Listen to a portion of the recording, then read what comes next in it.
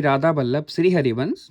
यह हमारे श्रीमद् भागवत का 20वां पाठ है, जिसमें कि इस पाठ में अपशकुन देखकर महाराज युधिष्ठिर का शंका करना और अर्जुन का द्वारका से लौटना, इस प्रसंग को हम विस्तृत से वर्णन करेंगे। चलिए शुरू करते हैं। सूतिकी कहते हैं, स्वजनों से मिलने और पुण्य श्लोक भगवान श्री कृष्ण अब क्या करना चाहते हैं, यह जानने के लिए अर्जुन द्वारका गए हुए थे। कई महीने बीत जाने पर भी अर्जुन वहां से लौटकर नहीं आए। धर्मराज युधिष्ठिर को बड़े भयंकर अपशकुन दिखने लगे। उन्होंने देखा काल की गति बड़ी विकट हो गई है। जिस समय जो ऋतु होनी चाहिए उस समय वह नहीं होती और उनकी क्रियाएं भी उल्टी ही होती हैं। लोग बड़े क्रोधी, लोभी और असत्य परायण हो गए हैं। अपने जीवन निर्वाह के लिए लोग पापपूर्ण व्यापार करने लगे हैं। सारा व्यवहार कपट से भरा हुआ होता है। यहाँ तक कि मित्रता में भी छल मिला रहता है। माता पिता, सगे संबंधी, भाई, पति पत्नी में भी झगड़ा टंटा रहने लगा है। कलिकाल के आ जाने से लोगों का स्वभाव भी लोभ, दंभ और अधर्म से अभिभूत हो गया है। प्रकृति में भी अत्यंत अरिष्ट सूचक अपशगुन होने लगे हैं।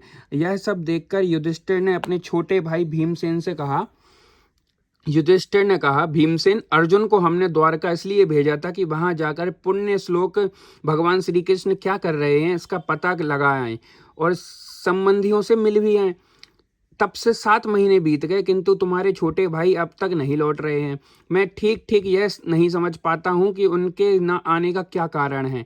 कहीं देवर्षि नारद के द्वारा बतलाया हुआ वह समय तो नहीं आ पहुंचा जिसमें भगवान श्री कृष्ण अपने लीला विग्रह का संवरण करना चाहते हैं। उन्हीं भगवान की कृपा से हमें यह संपत्ति, राज्य, स्त्री, प्राण, कुल, संतान, शत्रुओं पर विजय और स्वर्ग आदि लोकों का अधिकार प्राप्त हुआ है। भीमसेन, तुम तो मनुष्यों में व्याघ्र के समान बलवान हो। देखो तो सही, आकाश में उल्कापात आदि, पृथ्वी में भूकंप आदि और शरीरों में रोग आदि कितने भयंकर अपशगुन हो रहे हैं। इनमें से इस बात की सूचना मिलती है कि शीघ्र ही हमारी बुद्धि को मोह डालने वाला कोई उत्पात होने वाला है। प्यारे भीमसेन, मेरी बाईं जांघ, आंख और भुजा बार बार फड़क रही है। हृदय जोर से धड़क रहा है। अवश्य बहुत जल्दी कोई अनिष्ट होने वाला है। देखो, यह सियारिन उदय होते ही सूर्य की ओर मुख करके रो रही है। अरे, उसके मुख तो आग भी निकल रही है।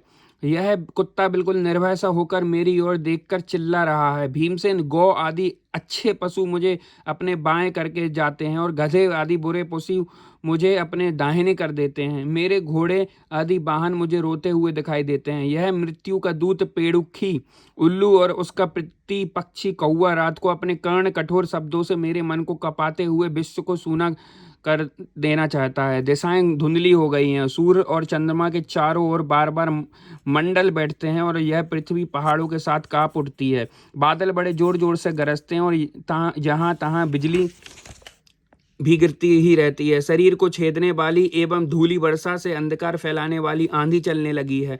बादल बड़ा डरावना दृश्य उपस्थित करके सब और खून बरसाते हैं। देखो, सूर्य की प्रभा मंद पड़ गई है। आकाश में ग्रह परस्पर टकराया करते हैं। भूतों की घनी भीड़ में पृथ्वी और अंतरिक्ष में आग सी लगी हुई है। नदी, नद, तालाब और लोगों के मन क्षुब्ध हो रहे हैं। घी से आग नहीं जलती। यह भयंकर काल न जाने क्या करेगा। बछड़े दूध नहीं पीते, गौएं दोहने नहीं देती। गौशालाओं में गौएं आंसू बहा बहा कर रो रही हैं। बैल भी उदास हो रहे हैं। देवताओं की मूर्तियों रोसी रही हैं, उसमें से पसीना चूने लगता है और वे हिलती डुलती भी हैं।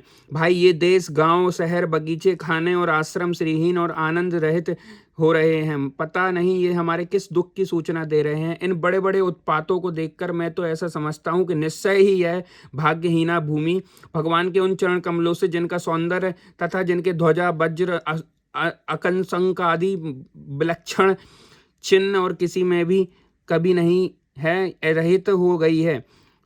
सोनका जी, राजा युधिष्ठिर इन भयंकर उत्पातों को देखकर मन ही मन चिंतित हो रहे थे कि द्वारका से लौटकर अर्जुन आए।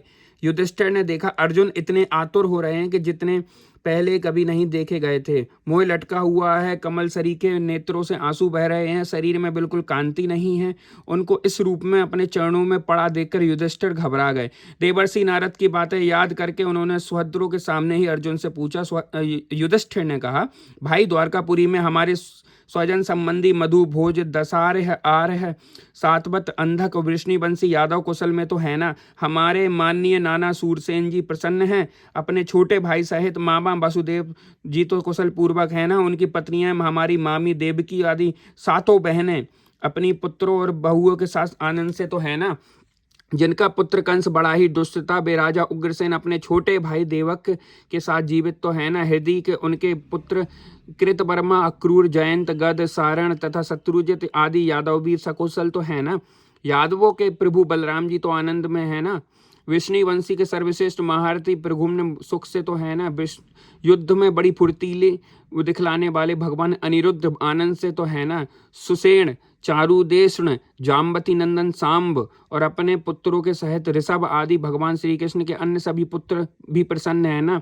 भगवान श्री कृष्ण के सेवक ऋतदेव, उद्धव आदि और दूसरे सुनंद नंद आदि प्रधान यदुवंशी जो भगवान श्री कृष्ण और बलराम के बाहुबल से सुरक्षित हैं, सबके सब सकुशल है ना। हमसे प्रयत्न प्रेम करने वाले वे लोग कभी हमारा कुशल मंगल भी पूछते हैं। भक्त वत्सल ब्राह्मण भक्त भगवान श्री कृष्ण अपने स्वजनों के साथ द्वारका की सुधर्मा सभा में सुखपूर्वक विराजते हैं ना।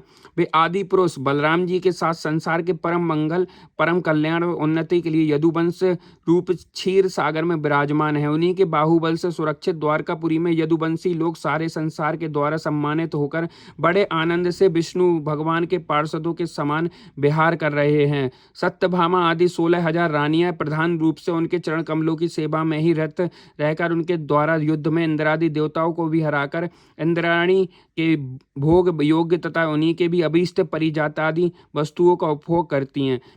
यदुवंशी वीर श्री कृष्ण के बाहुदंड के प्रभाव से सुरक्षित रहकर निर्भय रहते हैं और बलपूर्वक लाई हुए बड़े बड़े देवताओं के बैठने योग्य सुधर्मा सभा को अपने चरणों के आक्रांत करते हैं। भाई अर्जुन, यह भी बताओ कि तुम स्वयं तो कुशल से हो ना, मुझे तुम श्रीहीन से दिख रहे हो। वहां बहुत दिनों तक रहे, कहीं तुम्हारे सम्मान में तो किसी प्रकार की कमी नहीं हुई?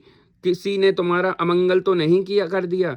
कहीं किसी ने दुर्भाग्यपूर्ण अमंगल शब्द आदि के द्वारा तुम्हारा चित्त तो नहीं दुखाया? अथवा किसी आशा से भगवान तुम्हारे पास आए हुए याचकों की उनकी मांगी हुई वस्तु अथवा अपनी ओर से कुछ देने की प्रतिज्ञा करके भी तुम नहीं दे सके? तुम सदा सर्वदा शरणागतों की रक्षा करते आए हो। कहीं किसी भी ब्राह्मण, बालक, गौ, बूढ़े, रोगी, अबला अथवा अन्य किसी प्राणी का जो तुम्हारी शरण में आया हो तुमने त्याग तो नहीं कर दिया? कहीं तुमने अवज्ञा स्त्री से समागम तो नहीं किया अथवा गमन करने योग्य स्त्री के साथ असत्य पूर्वक समागम तो नहीं किया? कहीं मार्ग में अपने से छोटे और बराबरी बालों से हार तो नहीं गए? अथवा भोजन करने योग्य बालक और बूढ़ों को छोड़कर तुमने अकेले ही तो भोजन नहीं कर लिया? मेरा विश्वास है कि तुमने ऐसे कोई निंदित काम तो नहीं किया होगा जो तुम्हारे योग्य ना होना हो। अपने परम प्रियतम अभिन्न हृदय और परम सुहृद भगवान श्री कृष्ण से तुम रहित हो गए हो, इसी से अपने को शून्य मान रहे हो। इसके सिवा दूसरा कोई कारण नहीं हो सकता जिससे तुमको इतनी मानसिक पीड़ा हो। जय श्री कृष्ण। श्री कृष्णाम चरणास्तु। आज का पाठ समाप्त होता है। कल आगे का यहाँ पे जब अर्जुन जी बताएंगे कि उनके साथ क्या हुआ और वहाँ द्वारका में क्या घटना घटित हुई, यह कल प्रसंग होगा।